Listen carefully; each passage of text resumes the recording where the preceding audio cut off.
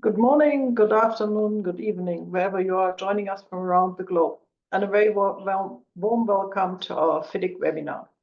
Today, we'll be examining an issue that is growing in importance in the industry and across society: how to build resilient infrastructure to take account of the challenges of climate change and ensure that what is developed is truly sustainable for the short, medium, and long term. My name is Martina Hess, Director of CES Consulting Engineers Salzgitter in Zambia, and I'm also a board member of FIDIC, the International Federation of Consulting Engineers. I'm delighted to give this warm welcome to today's webinar on behalf of the FIDIC board. Today's webinar, which is titled Resilient Infrastructure, What Does It Look Like and How Do We Achieve It?, has been organized by FIDIC's Sustainable Development Committee. This committee does really important work in advising not only the FIDIC board, but also the wider consulting engineering industry on how to develop strategies, tools, and training to maximize the sector's contribution to achieving the UN Sustainable Development Goals.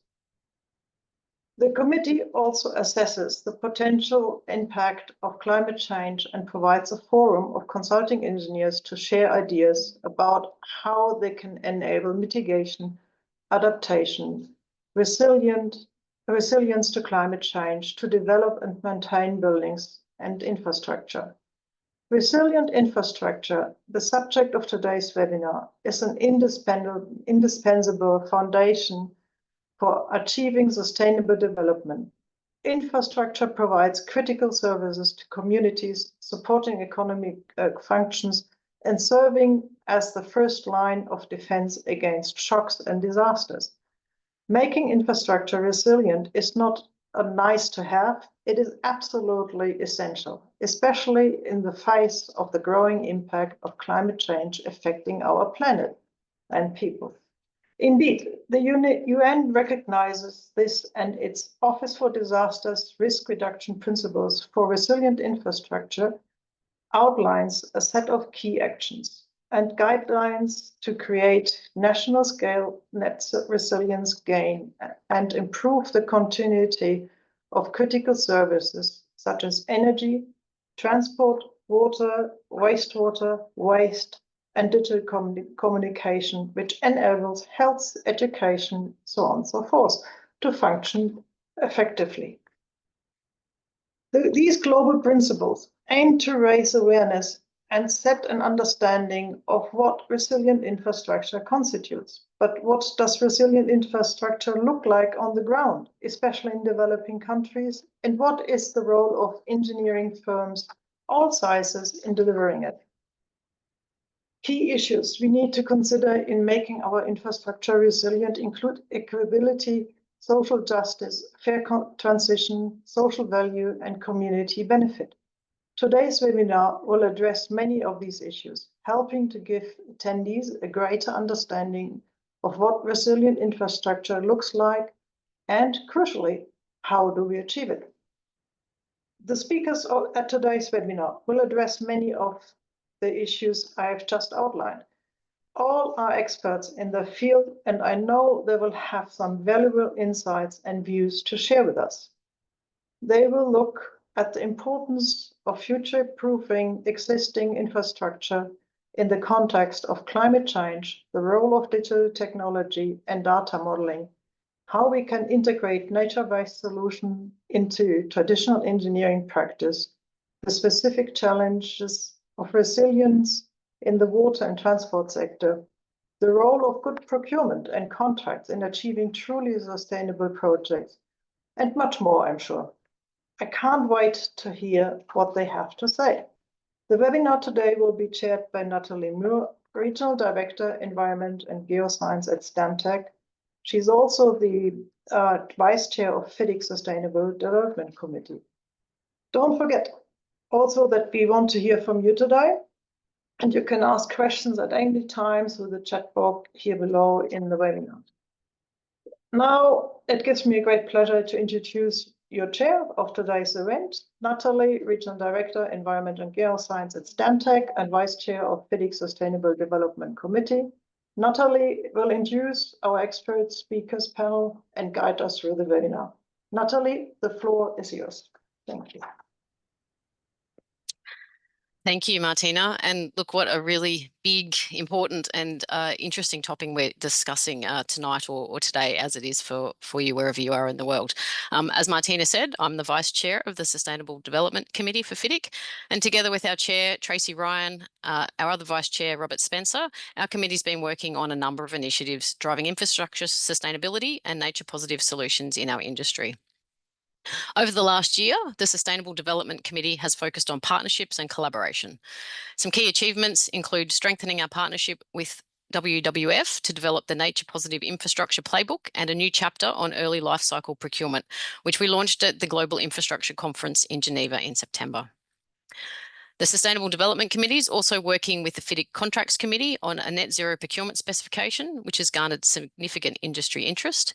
And we've participated in various global forums to raise awareness about net zero and sustainability, including events in Paris, a FIDIC Asia Pacific seminar on resilient infrastructure, the World Sustainable Built Environment Conference, the Global Alliance for Buildings and Constructions, and the United Nations Environment Programme. Additionally, the Sustainable Development Committee has collaborated with the World Federation of Engineering Organisations on a COP29 side event, which will be running in Baku shortly. This year, our committee has also welcomed some new members who are contributing to carbon management and a decarbonisation initiative across FIDIC. So that's a little about the Sustainable Development Committee. Now let's focus on tonight's topic, which is all about resilient infrastructure. As Martina said, resilient infrastructure is really key to building a sustainable, safe and prosperous future. It supports adaptation to climate change. As we're seeing more and more frequent events and severe weather damage, resilient infrastructure can help us withstand these challenges and ensure continuity of services. It supports economic stability. Infrastructure that can endure national disasters and other disruptions can help maintain economic stability by preventing costly repairs and minimising downtime. It supports safety and well-being. Resilient infrastructure protects communities by ensuring that essential services like water, electricity and transport remain operational during and after emergencies and safeguarding public health. Of course, it supports sustainability by incorporating sustainable practices and materials, contributing to long-term environmental health, reducing our carbon footprint and promoting resource efficiency. And finally, social equity, ensuring that communities, especially vulnerable ones, have access to resilient infrastructure, can help reduce inequalities and support inclusive development. So the way that tonight's webinar will run is that we have 5 speakers. We'll hear from each of the speakers in turn for about 5 minutes each. They'll provide their perspectives about what work they're doing to contribute to more resilient infrastructure. And then we'll move on to Q&A. We do have a couple to get us started, but as Martina said, please place your questions in the chat and we'll get to those as we get to the end. I'll start by introducing our speakers. First up, we'll have Pia Abercromby. Pia's a leading specialist in sustainability for COWI in Canada. Vivian Lee, the Director of Operations for Water, Environment and Sustainability at Aurecon in China. Latoya Ouna, Infrastructure Procurement and Contracts Consultant from Kenya. Tara Wood, Head of Sustainability and Innovation for Ramboll Transport in Sweden, and Franziska Hunger, Applied Researcher at the Fraunhofer-Chalmers Research Centre for Industrial Mathematics in Sweden. So I'd now like to invite our first speaker, Pia, to provide some initial thoughts. Pia brings some diverse industry experience to the table, leveraging her background in structural engineering to drive real-world sustainable outcomes. She brings her passion for improving the way we engineer all projects, including a focus on adapting to climate change to provide resilient infrastructure to the public. Pia is dedicated to demonstrating that sustainable practices can be both feasible and cost-effective for projects, championing innovative approaches that benefit both clients and communities. Pia, over to you for some introductory comments. Thanks, Natalie, for that introduction. It's really fantastic to see so many participants. I've just seen we're, I think, over 140 in this webinar, which really reflects the importance of resilient infrastructure. I would like to acknowledge that I'm on the unceded and traditional territories of the Coast Salish people, which is the Squamish, the Musqueam, and the Tsleil-Waututh First Nations. And I'm grateful to be able to live, work, and play on this land, which the Coast Salish people have had a relationship with for millennia. I'll start with my story of how I connect with resilience and how that influenced my approach to designing resilient infrastructure. I grew up in New Zealand and started my career there, and one of my first projects was actually the Christchurch earthquake recovery.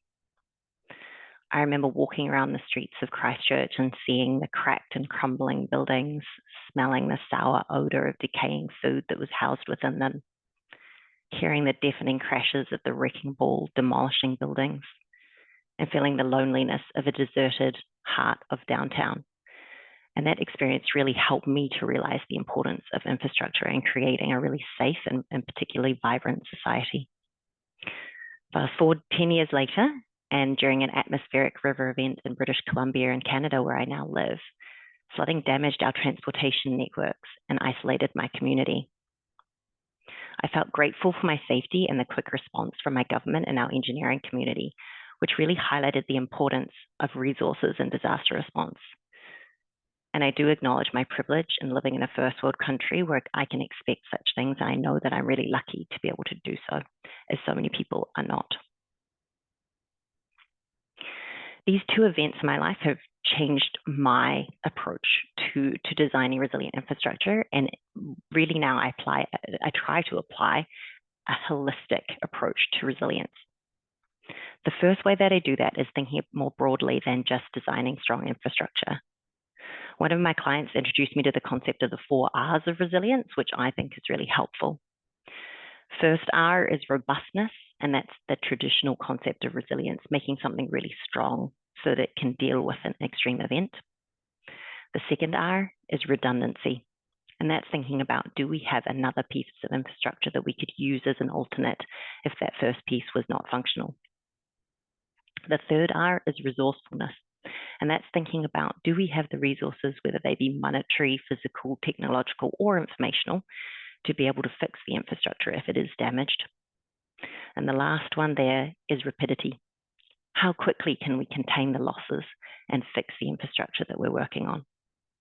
So when I'm designing infrastructure, I aim to discuss all 4 of those R's of resilience with my clients to understand the best approach for them.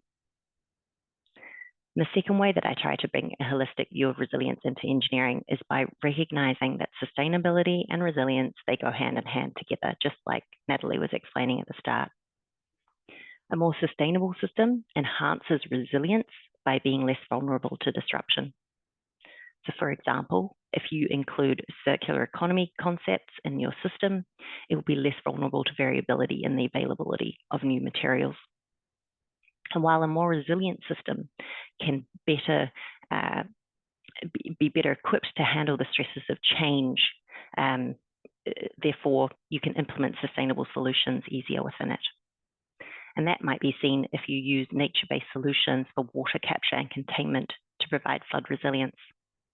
And for that reason, really drawing on sustainability into my projects helps to improve the resilience of them. To include sustainability in resilient infrastructure, I try to consider the impact of resilience on the environment, the community, and the economy, the 3 pillars of sustainability. You ask questions of yourself like, how can we respond quickly in times of extreme events while still adhering to environmental best practice? How can we make sure that our most vulnerable communities are not cut off from the resources they need to be able to survive? And how can we make sure that businesses can bounce back after damage to infrastructure? I've found that Indigenous peoples exemplify a holistic decision-making process that considers the environmental, social, and economic factors, and so collaborating with them can enhance our resilience efforts. I hope that that's a nice summary of how I believe that by taking a holistic approach to the way we design our infrastructure, we can provide an outcome to our communities that is more resilient in more than just robustness, and is also sustainable. Thanks, Natalie. I'll hand back to you now. Great, thank you, Pia, and some really great reflections there. I really like the 4 R's that you talk about, a really great framework there to be able to apply across different projects. And also interested in your insights there about the, I guess, reflecting on the Indigenous populations and their ability to undertake that holistic decision-making process. We might come back to that as well, because that's something that's certainly important for us in Australia as well. And we know that there's more that we can learn from our First Nations people. So our second speaker is Vivian Lee. So Vivian's the Director of Operations for Water, Environment and Sustainability at Aurecon in China. She's a seasoned sustainability practitioner with over 25 years of local, regional and international experience. Her deep experience entails the integration of sustainability into various kinds of development projects, from planning stage to final implementation, specialising in water planning and engineering, as well as managing cross-disciplinary sustainability assessments. Vivian, over to you to hear your thoughts. Thanks, Natalie, and hello, everyone. It's my pleasure to join the webinar today on this very important subject of resilient infrastructure. I think to me, resilient infrastructure refers to systems that can withstand and recover from various stresses and shocks, just as what Pia has already explained. And these kind of stresses and shocks include natural disasters, climate change impacts, as well as human-induced disruptions.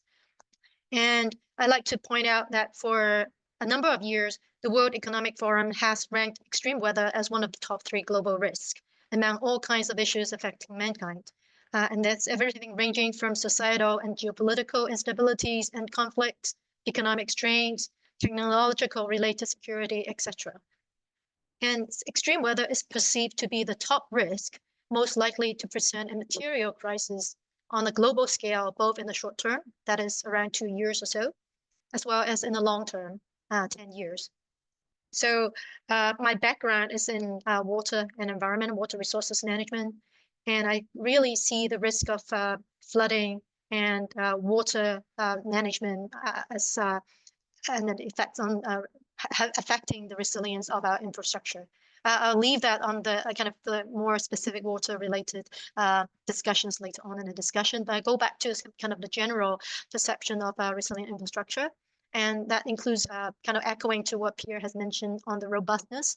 A lot of the systems that we design have to have the ability to withstand the extreme events that I just mentioned, extreme weather, and that ranges from like typhoons, flooding, earthquakes, especially in natural disaster prone areas in Asia. And secondly, I think it's very important for our infrastructure to have the ability to adapt to the changing conditions, especially in light of climate change. And these resilient infrastructure should be designed to accommodate future growth and transformation. And this is particularly true in the context of Asia, where urbanization is happening every single moment and at a very tremendous scale. And third, like we need connected infrastructure systems that can support each other during disruptions. This includes everything from transportation networks, energy supply systems, communication frameworks, water infrastructure, etc. We are seeing more and more importance of these connectivity enabled to have the support and redundancy from these infrastructure to help with the restoration after any major disruptions. And on this top point of disruption, like I think it's also important that recovery of our system after any major disruptions, and that's it, like that will be incorporated in the design from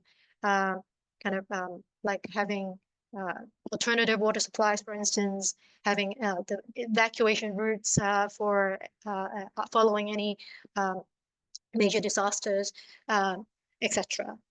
And in Asia context, I think also I like to mention the resource constraints part, because many of the Asia countries face financial limitations and resource constraints. We are hearing more and more from the COP discussions, including the upcoming COP29, on how the commitment from developed countries, nations, donor countries will be critical for enhancing resilient infrastructure in developing countries. And in particular, there are a lot of flooding, as I mentioned, flood-prone, disaster-prone countries in Asia. And now, of course, now it's not only limited to Asia. We're seeing things really propagating out to every part of the world in terms of the flooding impact. And also, very importantly, having the institutional capacity in Asia, in some, especially some of those developing countries in Southeast Asia, because the governance and institutional frameworks a lot of times are not necessarily all in place. And so there's the need to strengthen the local capacities for planning, investment, and also how to do the interdisciplinary support for long-term resilience. Last but not least, I think technological advancement is very important as part of our solutions to resilient infrastructure. We have to leverage more and more on how innovation can help to early detect any potential issues that may arise, using more of those smart sensing technologies that can help us to enhance the accuracy of our early warning system, and that will help to improve our agility towards emergency response, as well as with the subsequent recovery efforts. I think I would just stop here for the moment and come back to any questions people may have afterwards. Thanks, Natalie. Great. Thank you, Vivian. Again, another great perspective there. And I really liked what you talked about around connected infrastructure systems. You know, as we're responding to events and bringing infrastructure back online, it's that interconnectivity and making sure that, you know, we're focusing on getting the community functioning again, which is not just one of those infrastructure elements. It's about getting that holistic system and connectiveness back together again. So that's great. Thank you, Vivian.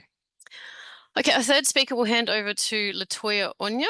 Latoya's a consulting civil engineer specialising in infrastructure procurement, contract management and alternative dispute resolution. She champions the need for climate resilient infrastructure as the key to climate adaptation. She particularly encourages the use of climate resilient contracts, which she has articulated in notable conferences such as the FIDIC Global Infrastructure Conference. She's a member of the FIDIC Future Leaders Advisory Council and the FIDIC International Financial Institutions Committee. So welcome, Latoya, and love to hear from you about your perspectives on resilient infrastructure. Over to you. Thank you so much, Natalie. I will start with my definition of resilience in infrastructure, which is the capacity to withstand or recover quickly from challenges such as debt shocks, climate change, and unforeseen events like pandemics. Resilient infrastructure is designed to anticipate and endure risk, reduce vulnerability, and extend its useful life. Therefore, my discussion as a procurement and contract management specialist supports my engineering colleagues' efforts in developing infrastructure and shall focus on procurement, especially green procurement, private-public partnership procurement method, and contract management practices that can help in delivering resilient infrastructure. Starting with the green procurement or sustainable public procurement as defined by the World Bank is the sourcing of goods and services that benefit not only the organization, but society and the economy while reducing the environmental harm. However, in contrast, green procurement focuses specifically on environmental impacts, often achieved by measuring carbon emissions generated in a project.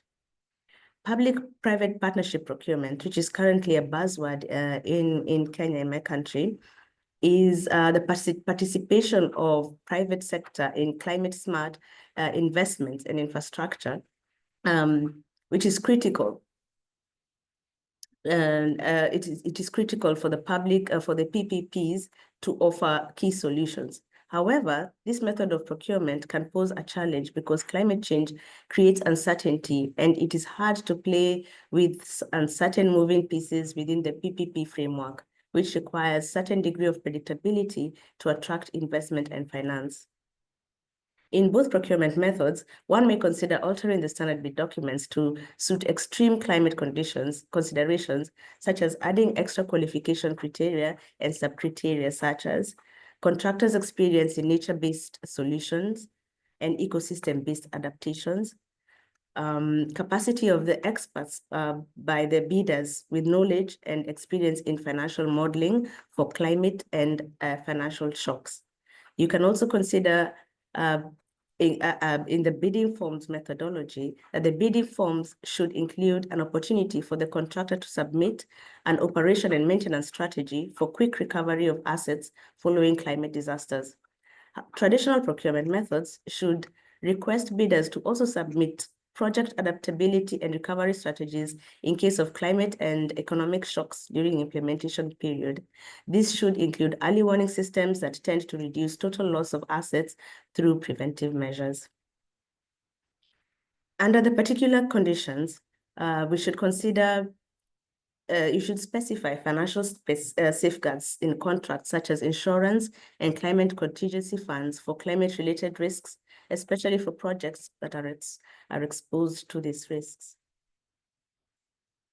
During bid evaluation, bid evaluation considerations should in essence be a balance of cost and technical abilities. For sustainable procurement, this should also include additional sustainability requirements that the bidder needs to demonstrate. For example, they should factor in they should consider an enhanced least cost evaluation, where the conventional least cost selection method should be carefully considered, as what may seem lower cost option upfront may ultimately lead to higher costs for the grantor if climate consideration and suitable provisions are not put in place or planned in advance. This includes the potential for partial or total asset loss due to the climate events. We should consider also the price and quality evaluation, where the contracting authority may score the financial and technical competence of the proposal individually and endorse with additional points those bidders that can provide added value in climate mitigation and adaptation measures. In the bid evaluation model, I would get I can give an example of the Department of Public Works, the Ministry of Infrastructure and Environmental in Netherlands, that uses most economical advantage tender methodology, which includes specific sustainable criteria for infrastructure projects and services measured by an innovative software solution. For the climate resilient considerations to be made for climate resilient contracts include technical requirements. They should comply with modern climate standards. They should also performance requirements under the contract, which may include climate smart KPIs correlating the level of asset service with the intensity of the weather event. The contract may also include KPIs measuring the compliance of the service provided with specified climate mitigation targets.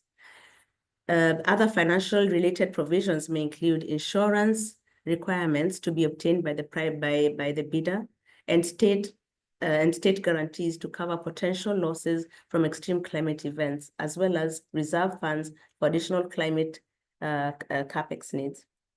Climate risk provisions in the contracts would distinguish between high probability and low probability events, which can be classified as natural disasters.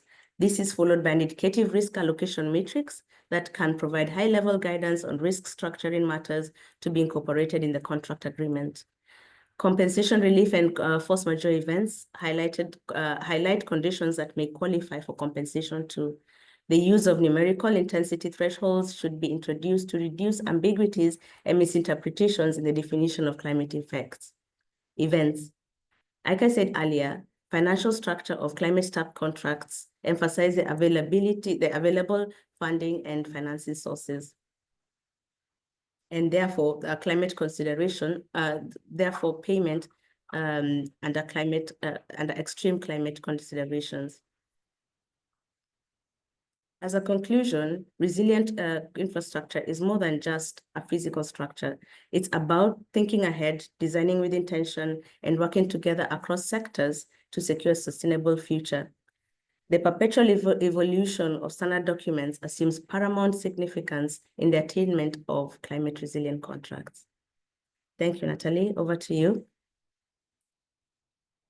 Great, thanks, Latoya. A really great perspective there, and certainly, you know, what we're seeing in our market as well is lots more information in tenders and so forth about sustainability and resilience, and really starting to build that up. I think some of the things you talk about really are the things that translate ideas into reality and embedding that into the contracts to make sure that that gets incorporated into the infrastructure that we proceed with. So thank you for those thoughts. I'll now hand over to Tara Wood. So Tara is the Head of Sustainability and Innovation for Ramboll Transport. She's also the research lead in the Digital Twin City Centre and co-lead of Underground Digital Twins for Climate and Urban Risks. Tara is a result-orientated and creative leader with expert knowledge of project management and data-enabled infrastructure design, construction and maintenance, which she's gained during her 30 years in industry. Driven by industry and client pains, Tara strives for improvement and uses her international network and academic links to develop and implement innovation and research in projects to enable a sustainable transformation. Over to you, Tara. Thank you so much, and thank you for inviting me to speak in this, as everyone says, really important topic. Even here in the Nordics, where we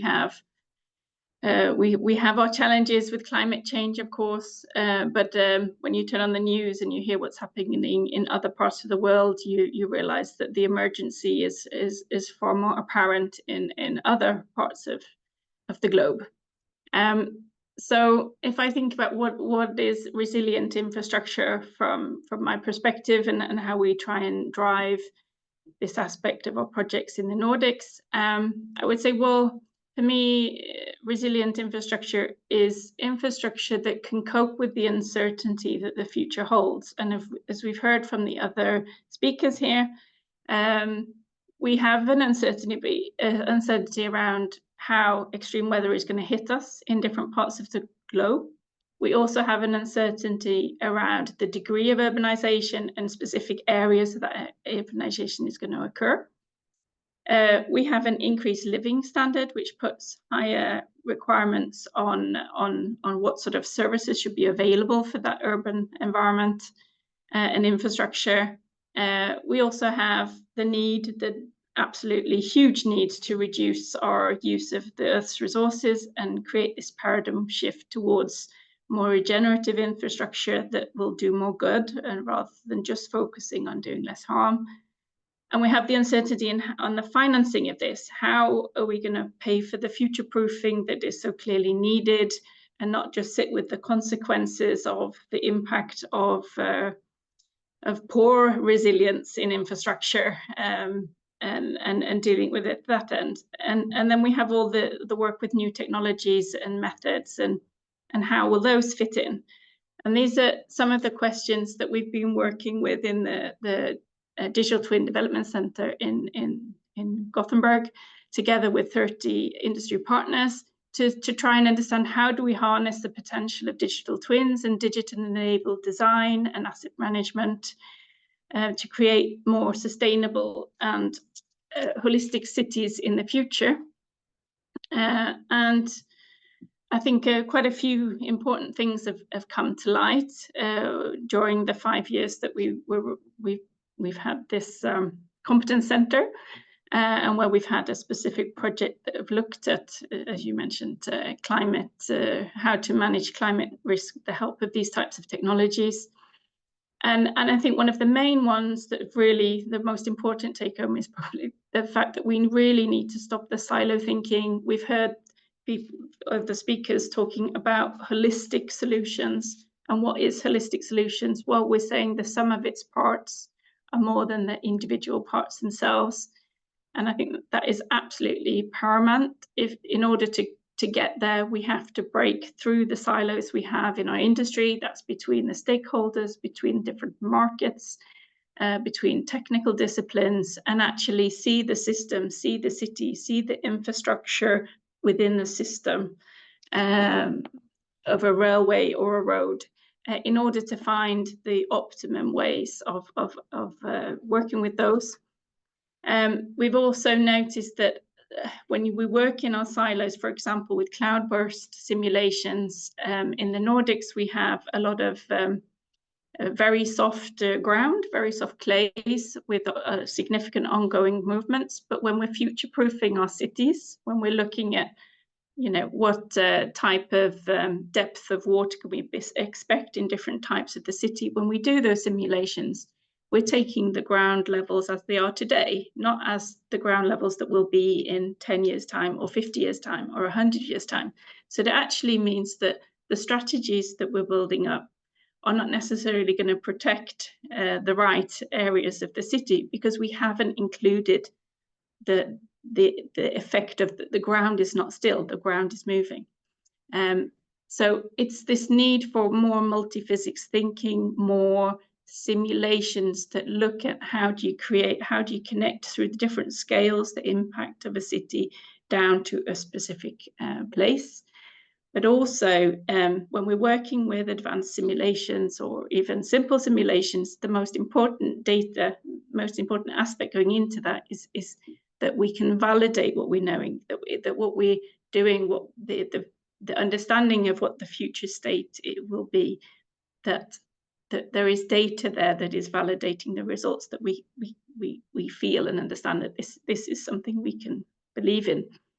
And this is something we've really found is a real challenge for industry, particularly in transport infrastructure, that we don't traditionally have the right data in the right place and at the right time, which really limits our possibilities to fully utilize the power of digital twin technologies and AI and all of these things we want to use and we talk about. So I think this is a huge area where we need to improve as an industry, and we as consultants need to push much harder to make sure that we collaborate more, to find the synergies, to get the balance in the sustainability triangle between ecological, economic and social perspectives. We need to collaborate more across the stakeholders. We need to support the procurement of more high quality data and create robust strategies that make sure we get the right data in the right place in the right time, so that we can really harness the full potential of what these digital technologies can mean for us for creating the resilient infrastructure of the future. Because using data can be to enhance or to more clearly validate the simulation models we're doing of the future. It gives us the opportunity to really look into all of these different uncertainties that are there. We can look into, for example, if we have high-speed heavy goods trains in the future, or we have new construction methodologies or new materials, we can use these digital tools in order to understand from a very local perspective to a system level by connecting the different perspectives together.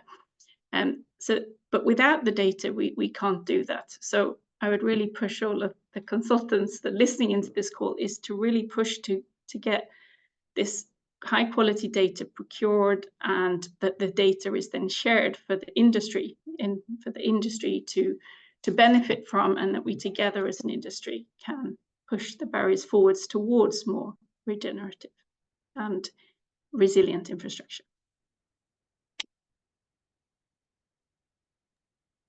Great, thank you, Tara. Some really interesting thoughts there, and I think getting some consistency almost there around taking that holistic approach, the need for collaboration as an industry, and bringing in that digital piece and ensuring that we've got the right data to really harness it. Digital's obviously something that's really important for our industry and our businesses, but you know, we kind of need to get the foundations right, I guess, first, don't we? And make sure we've got the data so that we can really use the insights that come from some of the digital twins and so forth. Okay, so we've got our final speaker, and there are a couple of questions coming through in the chat. Just want to remind everyone to please place any questions that you've got there, and we'll circle back to them in just a second. So our next speaker is Franziska Hunger. She's an applied researcher at the Fraunhofer-Chalmers Research Centre for Industrial Mathematics in Sweden, and research co-lead in the Digital Twin City Centre in the field of urban modelling and simulations. She's been working with numerical fluid dynamics for 13 years and received her PhD in the field of simulation and reactive thermofluid dynamics. Since 2020, she worked with simulations in the urban environment, looking at wind fields, microclimate and flooding. With the tools at hand or developed at FCC, Franziska strives to enable and support partners from industry and the public sector in conducting their own detailed digital analysis. Franziska, over to you. Thank you very much for the introduction, and thank you very much for having me in this very interesting and important panel discussion. So as you already heard, my role is different compared to the previous speakers, since I am not a consultant and I'm also not working with specific infrastructure elements. What I do instead is the development of simulation software and its application together with partners from the public and the private sector for different infrastructure elements. Our focus is really on bridging the gap between academia, the public, and the private sector. We are active partners in the Swedish Digital Twin City Centre, focusing really on the modeling and simulation at the city level. So we are working together with Ramboll, and so you might hear some aspects that have already been mentioned by Tara Wood, but also have been mentioned by the other panelists. From the involvement in the several projects and the exchange between the different partners, we have gained some experience and insights. And from the projects we worked on, it became clear that very different knowledge exists between the different project partners, being engineers at the municipalities, for example, being architects and consultants. And the engagement of the municipality, industry, and academia in the whole value chain in creating new models and processes, but also making use of them is very beneficial to enable better resilience of our cities. Simulation software and models of different accuracy are already available, and very many are well-established tools, and many are further developed and improved and so on. However, we see that critical questions about the accuracy of the tools and about the accuracy of the simulation results are seldomly asked, but they need to be asked and they need to be answered by data. So there are two aspects to this, what I just said. One is that different tools are available at different scales and at different accuracies, and those can be relevant at different points in the project development cycle. So usually a higher level of accuracy is needed in the later stages. And this comes in handy as early stage design often might be at the municipality level, and here simpler tools can be a good choice. That is also true for any kind of engineer working at the early stages, while more sophisticated tools are required in the later stages. And hence, we think that a good choice of tools can support the project development, and synergies occur when the project partners make use of different tools and processes, since then well-informed and critical questions can be asked, and those will also challenge the well-established approaches. The other aspect is the collection of data.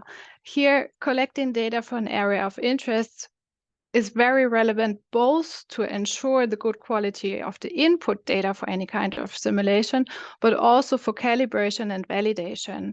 And this really, as said before, should be put into focus. And often here with our partners, it's so that municipalities claim that they have a lot of data, and this is definitely true. But this data is often not useful for carrying out or improving simulations. So it's really important to have a close collaboration between the stakeholders in the project, and it's required to ensure that, for example, sensors are installed and data is recorded that's truly relevant and not just readily available or easily available. And finally, another aspect that has already been mentioned by several of the panel speakers is this holistic approach. And the holistic approach might have different nuances, so to say. One example that I can give is a new, for example, district development project where buildings influence and are influenced by other buildings in terms of wind, noise, daylight, energy consumption, flooding, aesthetics, and many more. So here, multi-physics, multifunctional, multi-domain optimization of design alternatives can support to find solutions on a relevant scale, and that are not over-dimensioning to ensure safety just for a single aspect, but on the other hand side, neglecting other aspects completely. So this holistic approach really has the possibility to provide resilient and sustainable solutions. So the key points from our experience are, just to summarize, is to integrate the municipality, industry, and academia whenever possible in creating the tools and processes, and especially making use of them, collect data, and approach a holistic evaluation and design. Thank you very much.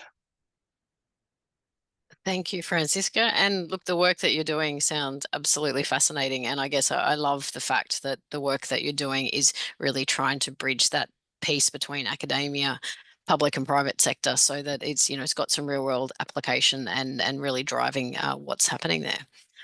So thank you all for those initial thoughts. We'll now jump into the Q&A. I've got a couple here that I'll ask the panelists to start with, and then we'll pick up some that'll be coming through in the chat.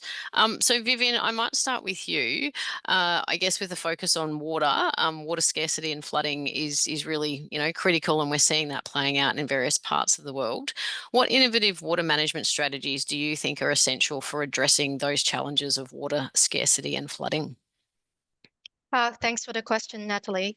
Yeah, I think flooding is nothing new to our communities, but it is one of the most acute impacts resulting from a climate-disrupted era. What we saw last week in Spain is a manifestation of the severity of the climate crisis.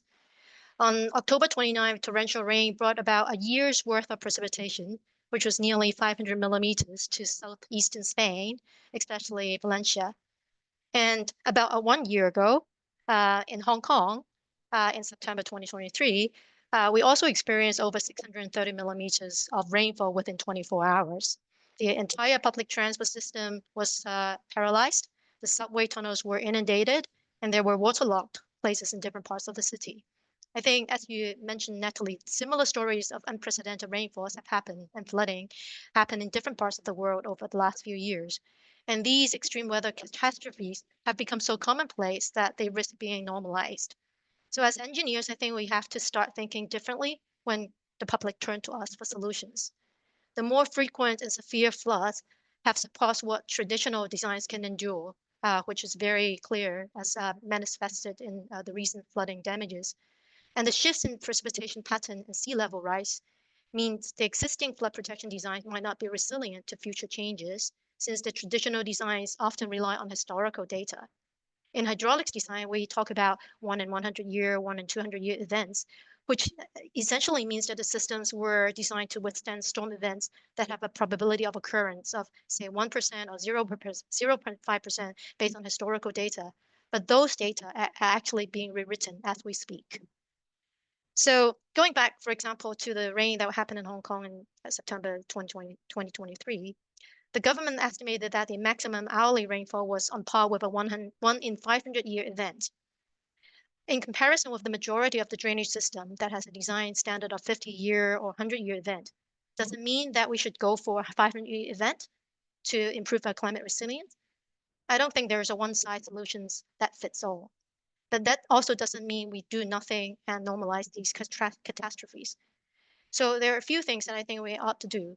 First, we need to understand the 100-year event or any return period event is an evolving concept as our records are constantly being updated, in particular when there is an upward trend in terms of the frequency of more intensive rainfalls. And as such, we should review our risk tolerance in light of the updated probability of exceedance for the different types of critical infrastructure. Second, widespread flooding is a systemic response of the catchment and the interlinked drainage network. Even if a particular structure adopts a very high flood protection standard, it might still be subject to flooding if the downstream connected system has insufficient capacity, such that the backwater event in fact actually hits the upstream area. This means a catchment-wide approach is required to come up with the flood protection measures against climate change. More often than not, it will require a combination of measures, including increased drainage capacity, flood detention, berms, levees, control structures, etc. Third, I think the changing climatic pattern is an ongoing science. Designing for flood protection should no longer be viewed as a one-off or static exercise, but it requires an adaptive approach to continuously upgrade the system. Conventional engineering design of drainage system is prescriptive, following some code of practice for a particular intensity, come over the dimensions and get done. Whereas an adaptive approach means you don't necessarily design to meet a specific protection level, but rather be prepared to revisit the design periodically or when certain thresholds are exceeded. Take a seawall design as an example. Based on the latest IPCC 6 assessment report, the mean sea level may be 10 meters under the low to medium emissions scenario at the end of the century. Even for a 100-year design life, instead of designing the top of the seawall to be at 10 meters, we may choose to design it at 7 meters at this juncture in time with the provision of foundation that can support additional loading from an extended wall at some point in the future, and also provide some open space as backup, as setback buffer for future construction. And the design will then be reviewed periodically against the updates in climatic projections. Fourth, I think we need to maintain a mainstream integrated land water management in a way that the flood problem is not only intercepted at the downstream end with a large channel or flood control basin, and we need to start with building blocks of small catchments, optimize the infiltration capacity of the soil to reduce the runoff, introduce intermediate storage or flood detention facilities to attenuate the peak flows, and also develop blue-green infrastructure to convey the stormwater and leverage the flow regulating functions of our plants and vegetated areas. All these require land use planning that has provisions for protected green spaces. And this last strategy actually can be expanded to address water scarcity problem associated with climate change. Water scarcity is becoming a pressing issue, especially in our part of the world, in Asia, where we are seeing a lot of kind of stress areas becoming to emerge in the coming years. And especially under the effect of extreme weather, prolonged drought, and growing population, as I mentioned at the opening statement of our urbanization rate. So instead of discharging the stormwater as quickly as possible, the integrated land water management aims at retaining the water through decentralized storage elements, which can be designed into the landscape and open space so that the rainwater can be recycled for non-potable uses. We are essentially applying a circular economy concept to water management, which means that it's no longer a linear process, but a circular process. Our Aurecon team in Australia has applied this concept to the planning of a new development area that is catalyzed by the new Western Sydney Airport over an area of about 11,000 hectares. The blue-green infrastructure begins from the individual lot level and propagates through the streetscapes and communal spaces, all the way to large-scale detention basins and wetlands for stormwater harvesting. And through this stormwater harvesting, besides being able to create abundant recycled stormwater for non-potable water demand, including irrigation, which our modeling shows greater than 80% reliability even during the longest drought period in Sydney, but it helped to regulate the urban heat island effect and reduce the heat stress days. So that's sort of my take on the strategies for handling and the dual challenge of flooding and water scarcity. Fantastic. Thank you, Vivian. And some really great examples there. Western Sydney Airport, something that I'm familiar with in my part of the world. So yeah, some really great examples there of how that innovative water management is coming to the fore there. I guess I might turn to you, Tara, in support of that, I guess, around, that digital twin that you spoke about. So how can digital twin technologies be leveraged to better understand and mitigate climate risks in those urban environments? Well, they give us also one of the questions in the chat here. And I think the first thing we have to be clear about is a lot of people have their own definitions of what is a digital twin. And I think when we started out with the Digital Twin City Centre, I think many of us thought there was this all-encompassing model that everything was involved in. And yes, everything was done in that model. That's not our understanding today. A digital twin is actually a group of federated digital twins or digital data. It might be a model, but it might also be data on your groundwater levels, whatever. So what can those technologies do? Well, by both zooming out and zooming in and looking at how the different aspects influence each other, it gives you better opportunities to use the same source of truth, the same data, and add in these different perspectives that are needed. I'll give a little bit of an example. So if we look at the typical, at least in Sweden, what we look a lot at, what is a problem for us, it's impacts of drought, it's heat waves, erosion, rockfalls, landslide, sea level rise, cloudburst, for example. Drought, heat waves, they will reduce our groundwater levels, they will increase the amount of unsaturated soil, which reduces the permeability. It also creates ground that's held together by suction. It's basically like glue. Then when we get an extreme weather event or we get the sea level rise, that sudden input of water into that system will create additional landslide instability, rockfalls, and increased erosion. So what digital twins can help us do, and by moving towards multi-physics type of simulations, is making sure we don't miss something really, really important to the overall system mechanisms and how they link together. And it won't be just in one single twin or one single, it will be connecting together the different aspects from different twins to create the actionable information. And through doing this, we'll be able to see how the different uncertainties, what is the overall probabilities, and use techniques like data assimilation, which is a really strong methodology which helps us work with uncertainty, but also make it tangible. Where should we focus? So that's something that we really think we should be bringing in more widely into industry.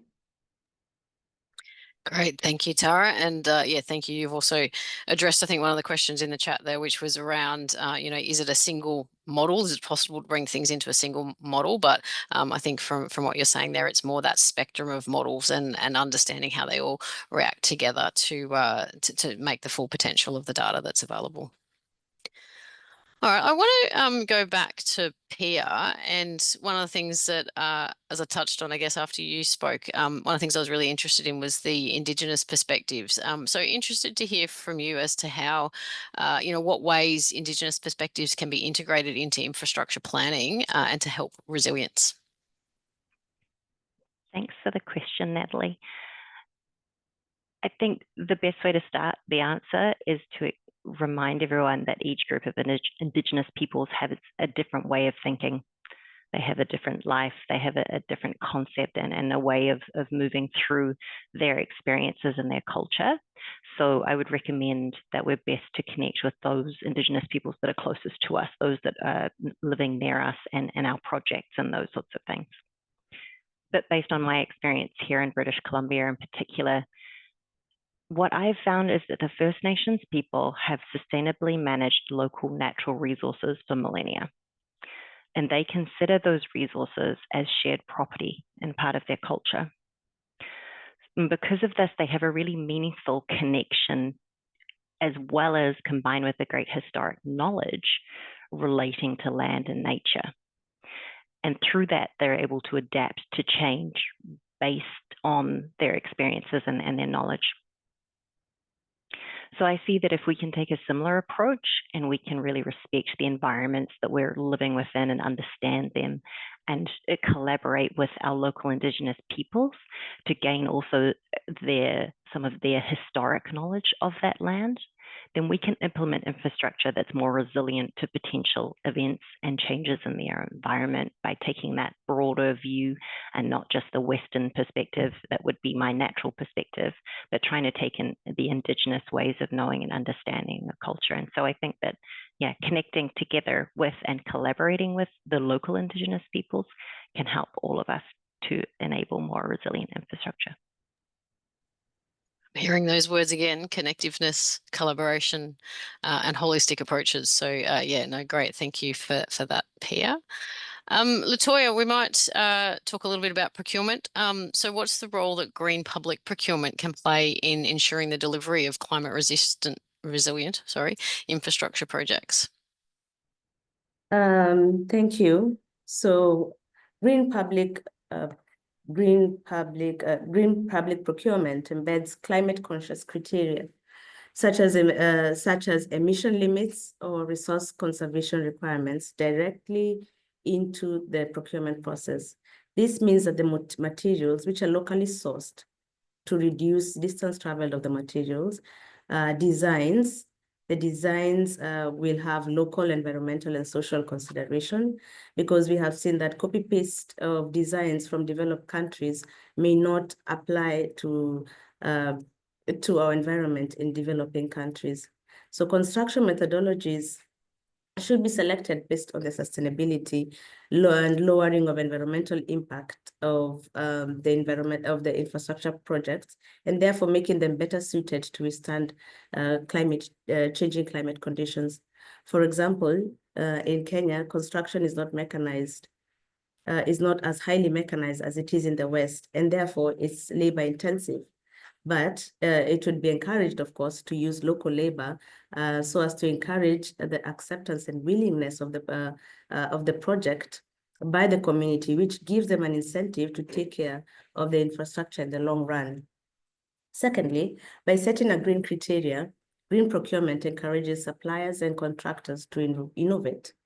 For example, they may develop materials with lower carbon footprints or lower cost designs that incorporate nature-based solutions.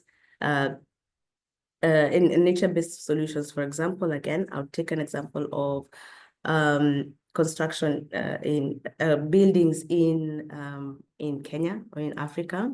And I'd also add into Pia's perspective of the First Nations, where in Africa, we traditionally used mud to build our houses, and the effect of the mud was that it was cool no matter where the building was. It was cool, and they would layer it also with cow dung, which was a repellent to pests. So recently, you could see that local architects are trying to circle back to these materials, and they're making great savings because using of industrialized materials such as iron sheets is causing extra costs because you need to insulate the iron sheets. So when you're looking at using a flat roof made of mud, you're basically paying homage to your ancestors and saying that truly there was wisdom behind what they were doing then. Thirdly, green procurement emphasizes life cycle assessment, often emphasizes life cycle assessments, considering the long-term operation and maintenance costs related to climate impacts. Infrastructure built with sustainable materials and design principles tend to be more durable and reduce repair needed and costs. It would be preferable to use material that doesn't depend on imports, because the lead times often reduce the usability of the infrastructure. Those are some of a summary of some of my thoughts on green procurement and its effect in resilient infrastructure. Thank you. Great, thank you, Latoya. And Franziska, you spoke in your opening comments around the use of models, and there's a lot that exists. There are some that still need to be developed. So what needs to be done to drive that wider use of models across the globe to improve policy and decision-making on resilient infrastructure? Yes, thank you. That's a very interesting and very good question, I think. So from a little bit more from the academic point of view, probably much can be done by a knowledge raise throughout all the project partners, the project owners, and all the stakeholders. So as has been said before by others, everyone is promoting digitization, and there are a lot of tools and models and methods available, but it's definitely not easy and not obvious which to use and what to do. And also now Vivian, for example, was talking about flooding. Those phenomena and the physics behind it are not trivial and not easily to understand for everyone, especially not when we're talking with non-experts. So and finally, the tools and the methods are also not easy to apply without background knowledge and experience. So what we have seen, for example, with the wind simulation, that's a very mature field, and there's a regulation and legislation available, and that's probably the best and the easiest way to establish common ground. However, also best practice guidelines and coherent ways of result presentation, for example, will enable there will be an increasement of the importance of those aspects that we are talking about, be it flooding, be it wind risks, be it heat waves, and so on.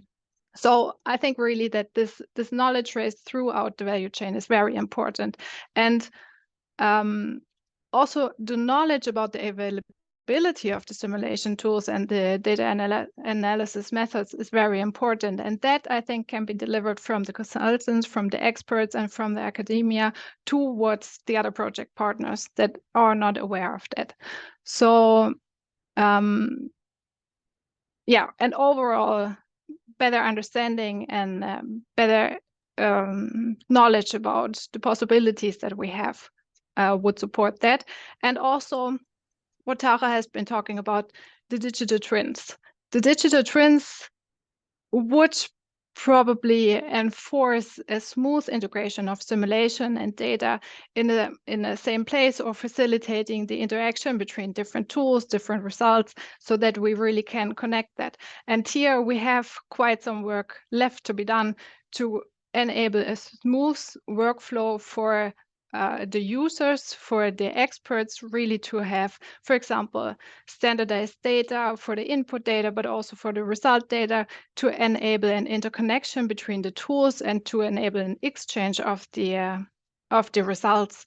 And then eventually, that this comes back to the knowledge race again, a combined and integrated visualization that we really can, if we have a design proposal and we have some simulation results, that we can integrate those in a combined visualization, so that we actively and interactively can discuss the results and also do the scenario testing and see what has which influence on what physical aspect. I think those are two aspects that can support the use of models across the globe.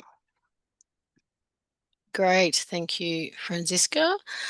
Question for you, Pia, that's come from the chat. How do you consider or select sustainable and resilient project sites for new development, considering the economic features? Yeah, thank you, Tosin, for this question. Apologies if I pronounced your name incorrectly. I've been pondering this since I saw it come up in the chat, and I thought it was a great question, really, because the economic side of things can often be hard to visualize and connect with. The environmental is often very simple. We're required through regulatory processes to work through that, and the cultural, the people, the social is easier to understand, but the economic can be more difficult. So if I'm thinking, and I'm just going to come up with an example here, if I'm thinking about where I'm going to place a new hydropower dam, I need to think about what's downstream of that dam. If I have different options of where I'm going to locate that, what about if one of those had a farming community at the bottom of it? And then I need to consider what sort of strength can I provide this new dam infrastructure so that it hopefully doesn't have any damage and overtop and cause flooding for this farming area, because the economics of that local community and that farming community is going to be impacted by some sort of event that might occur in the future. So by understanding the downstream impacts of my project, I'm then able to try and identify those economic outcomes and how we might avoid them, by whether or not it is, okay, we're going to design an incredibly very robust dam, or perhaps can we implement some nature-based solutions for water capture that enables the local farmers to not be impacted so much, or perhaps do we relocate those farmers if we have alternate land somewhere else to avoid that economic impact in the first place. So that's just one example of economics in relation to sustainability and resilience, but I hope that helps explain. Great, thank you, Pia. Vivian, one for you. How do we design infrastructure with built-in capabilities for continuous monitoring, enabling us to detect early signs of stress or failure due to extreme weather or changing hydrological conditions? This is a tough question. I think there's definitely the need to build in additional, the redundancy for capabilities of the system to recover after it's being hit by any disasters, as I mentioned earlier. And in terms of the ability of the system to, sorry, I was trying to look back at the question to make sure I'm addressing it properly. Looking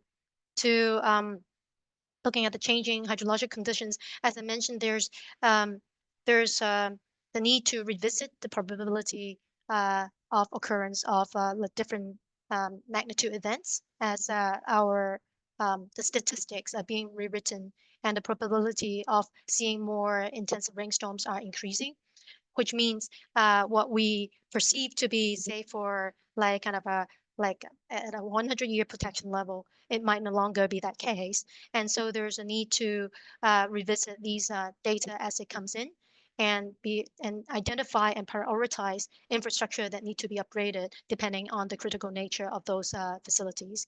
And in terms of early signs of distress, I think clearly, if there's any recurrent, for example, I speak from the water side of things.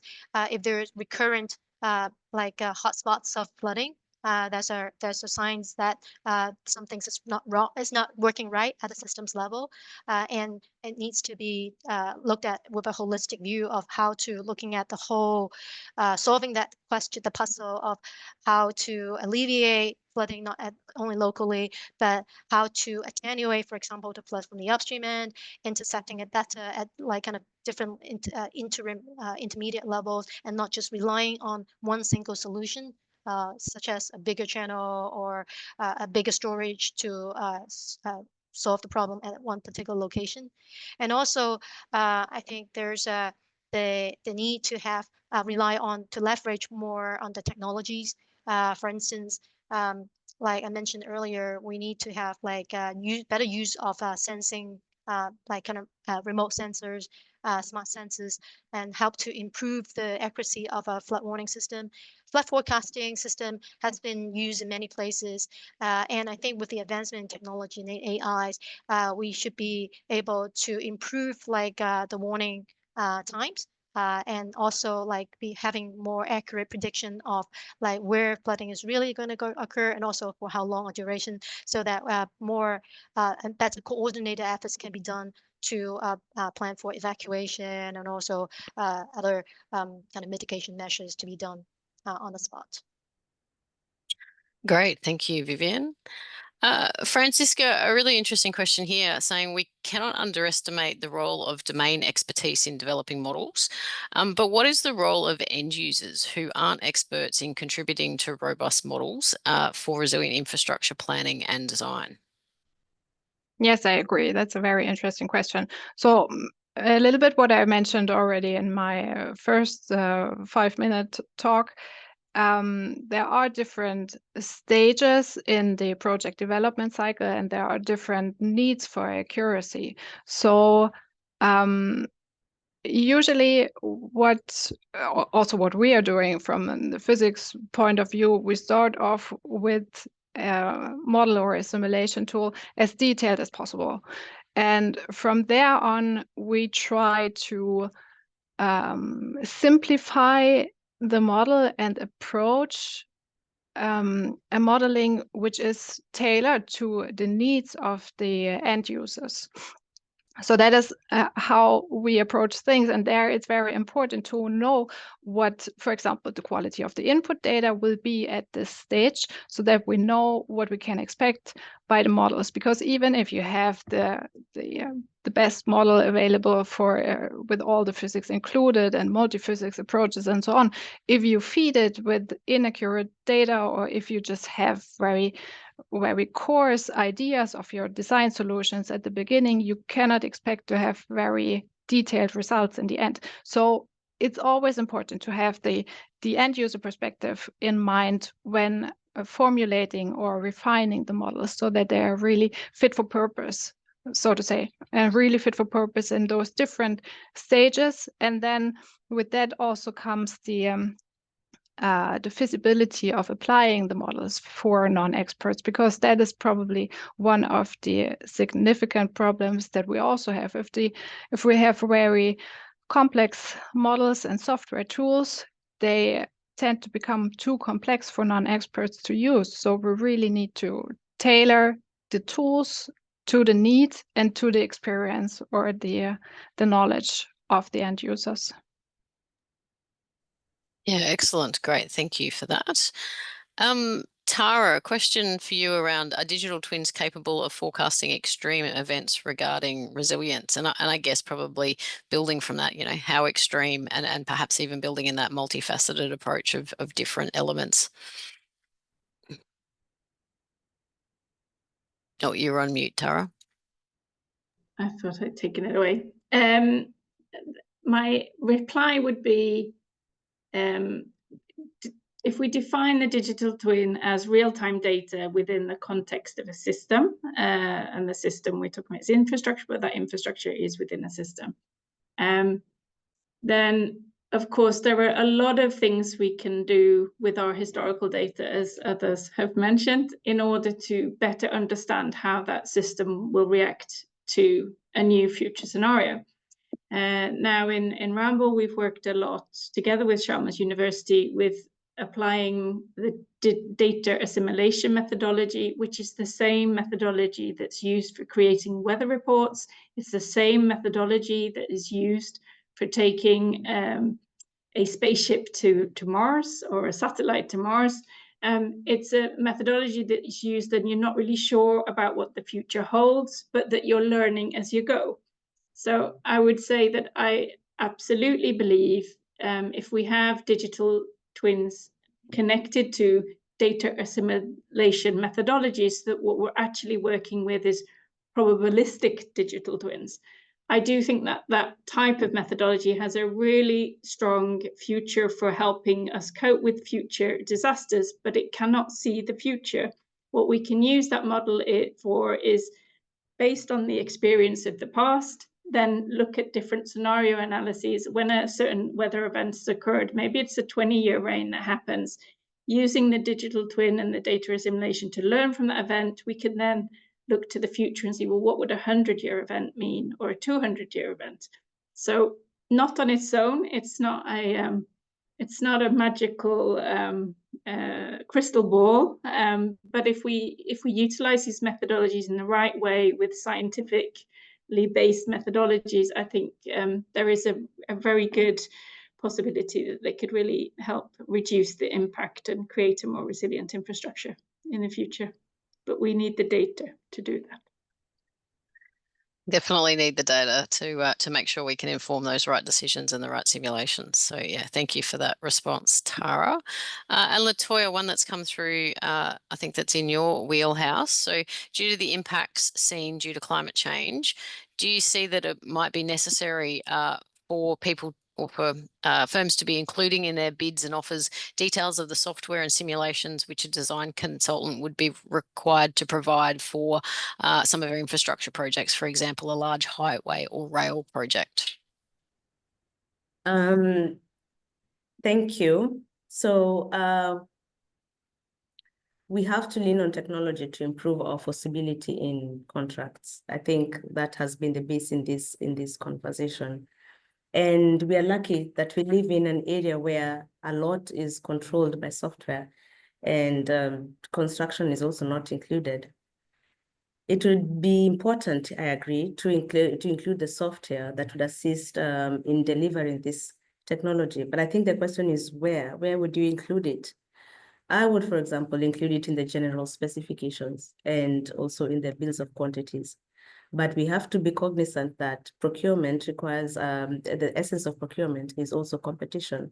So would we provide an exact, would we request that the bidder gives, that the bidder uses exclusively the software the software suggested by the design consultant, or do they ensure that they have a similar software to the design consultant? So that's where I would put a caveat that I would not put exactly the software simulation that the design consultant would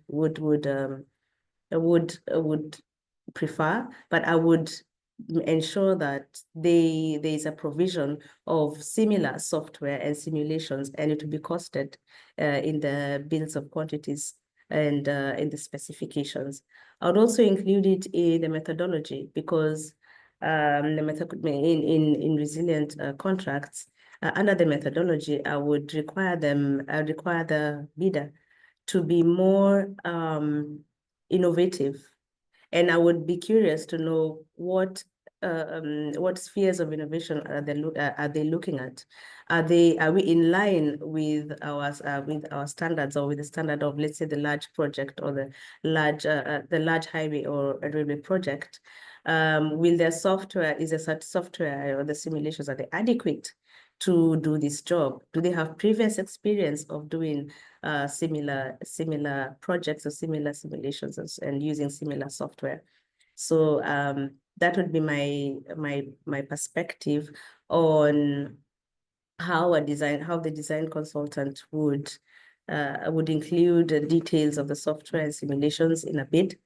I would open it to competition, because just as how the design consultant may think that the simulation and software is best, it would surprise you at what length contractors would take to get to lower prices. So the innovation would be quite interesting to see. And that's the design consultant is there, of course, to make sure that the software is to standard and to the specification required. Yeah. Great. Thank you for that perspective, Latoya. That's been fantastic. So we are getting close to time, so I will start to wrap it up there. There was a question in the chat which we won't have time to answer, but I guess just an interesting one posed by Idris, who is part of the Sustainable Development Committee as well, but around, you know, a consideration about whether infrastructure should be designed with, say, two different climate references. So one as 1.5 degrees for mitigation, or 3 degrees for adaptation and resilience. So potentially looking at a couple of different lenses there. So that's probably just something for everyone to have a bit of a think about, I guess, as you know, as we go about our jobs and think about how we're incorporating resilience and mitigation and adaptation and so forth into our projects. So with that, look, I would like to thank our panelists for what's been a really great and insightful conversation. Lots of great discussion there, technology, collaboration, you know, holistic approaches, all those sorts of things. I won't talk too much because I'll hand back to Martina, who's going to provide some closing comments and then finalise the webinar. So thank you all for your participation. Yeah, thank you. So what an excellent insight webinar we had today. Wow, I'm really impressed. So thank you to all the speakers, of which today all are female, as you can see, for sharing their insights and their knowledge. And thank you to the Sustainable Development Committee for organizing this webinar, the FIDIC Secretariat for the tremendous support, and of course a big thank you to our audience for being involved and asking such interesting questions. I think we could go on and on this webinar. There are so many really good questions. Today's event has highlighted the importance of making our infrastructure more resilient. It's clear from our discussions at this webinar that this task is a collaborative one that requires many stakeholders to work together to achieve it. It's also clear that our industry and role of consulting engineers professionals will be critical in that process. When we talk about resilient infrastructure, we are talking about improving and safeguarding the continuity of critical services such as energy, transport, water, wastewater, waste, and digital communications, which enable health, education, and life as we know it to function effectively. The issue is that important to our world. I hope that today's webinar has raised your sights around this issue and provided some inspiration for your professional future. Please do keep an eye on the FIDIC website for details of forthcoming webinars and conferences. You should see them now on the screen, but you don't. Now you do. And we hope to see you at another event soon. And please don't forget to sign up at the FIDIC's Climate Charter. The link was posted earlier here in the chat, and maybe it will be posted soon here again.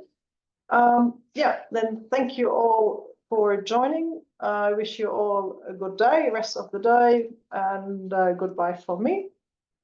Bye-bye.